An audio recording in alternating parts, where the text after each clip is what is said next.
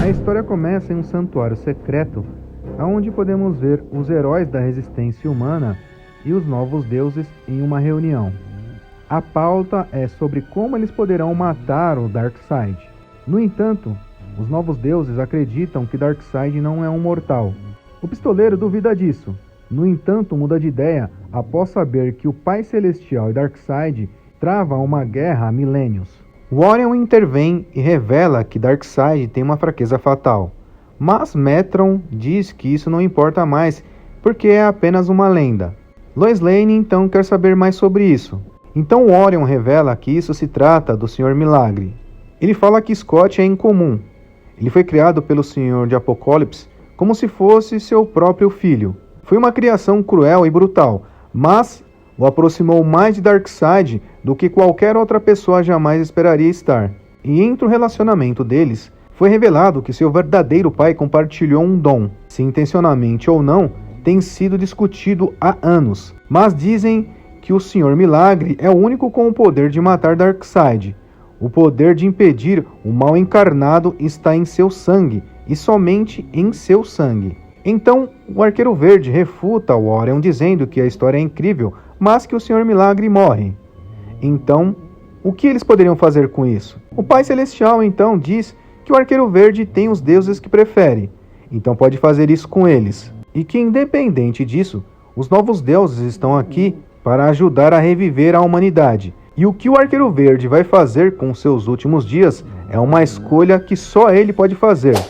Daqui, vamos para a cidade de Gotham, onde podemos ver que tanto o falso Batman Ra's al Ghul como o Lanterna Verde Alfred acreditam que pode ser uma má ideia eles estarem aqui.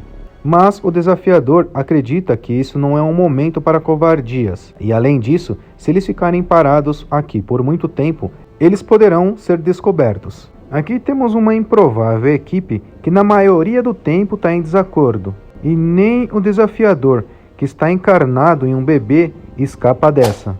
No Santuário Secreto, os heróis da resistência humana recebem a rainha da nação vampírica, a governante da Terra Conquistada. E logo Groot ordena que os heróis se ajoelhem.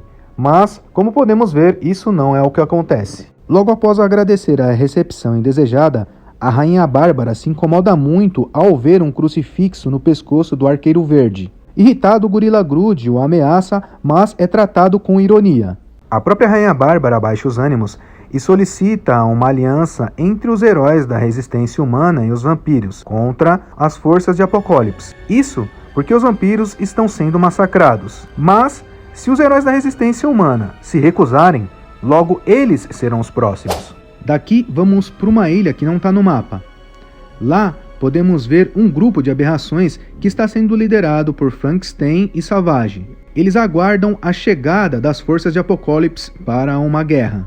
Enquanto o Coro come entre as aberrações e as forças de Apocalipse, Darkseid questiona a Vovó Bondade o motivo deles estarem aqui.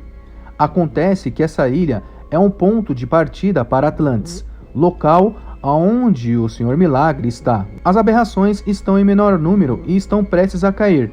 Isso faz com que Frankenstein solicite um suporte. Então, nos é revelado que esse local se trata da Ilha dos Dinossauros. Logo, os dinossauros mostram quem é que manda nessa ilha. E aproveitando um momento de distração de Darkseid, o Frankenstein o ataca pelas costas. Mas, devido ao seu enorme tamanho, qualquer oponente que exista aqui na Terra para Darkseid é tratado como um inseto. Enquanto segue diminuindo Frankenstein, Darkseid é surpreendido com a chegada dos novos deuses, que prometem acabar com a propagação da doença que veio de Apocalipse. Aqui a Rainha Bárbara revelou aos heróis da Resistência que a nação dos vampiros já sabiam sobre a chegada de Darkseid um dia. Eles estavam trabalhando em uma arma para destruí-lo. No entanto, essa mesma arma foi destruída pelo Arqueiro Verde uma vez. Os heróis da Resistência culpam os vampiros pela ira de Darkseid, e que, se o Aquaman não tivesse afogado o Senhor Milagre e seu filho, nada disso estaria acontecendo. Os vampiros acreditam que o Aquaman não tenha feito isso, e sim apenas tenha levado o Senhor Milagre e seu filho para Atlantis. Apenas com um olhar, Arqueiro Verde e Cyborg se comunicam, sabendo já o que devem fazer. Em direção ao oceano, Superman Cyborg, Tornado Vermelho, Cyborg e Maxine vão em direção a Atlantis. Eles já recebem uma recepção calorosa. Acontece que agora todos os Atlantes são vampiros. E como o finado Aquaman não era totalmente leal à rainha vampira, agora a armada Atlantis apenas responde à vampira Mera. O Superman Cyborg chegou primeiro até a cidade Atlantis. Então ele ficou encarregado de drenar toda a água para que os outros heróis pudessem embarcar na cidade. Enquanto a batalha segue na Ilha dos Dinossauros, Darkseid dá as ordens para seu filho Kalibak para iniciar as operações subaquáticas. Ele tem interesse de recuperar o corpo do seu filho favorito. Kalibak então inicia as operações e dá uma machadada na cara do Doninha. Enquanto enfrenta os parademônios, Mutano e o Raio de Luz se apresentam. Eles também entendem como funcionam os seus poderes divinos, apesar da Jezebel não acreditar que Mutano seja um deus. Vandal Savage agradece a ajuda dos novos deuses. No entanto, eles estão apenas adiando o fim, que é inevitável segundo Orion. Mas logo os parademônios recuam. Essa trégua momentânea faz o Pai Celestial acreditar que Darkseid quer falar com ele. Por milênios, os deuses de Nova Gênesis lutam contra o Darkseid, impedindo que ele siga com a sua propagação de doença pelo universo. Sabendo disso, Darkseid questiona o Pai Celestial pelo que ele luta e mostra o que esse planeta pode proporcionar como uma propagação para o universo.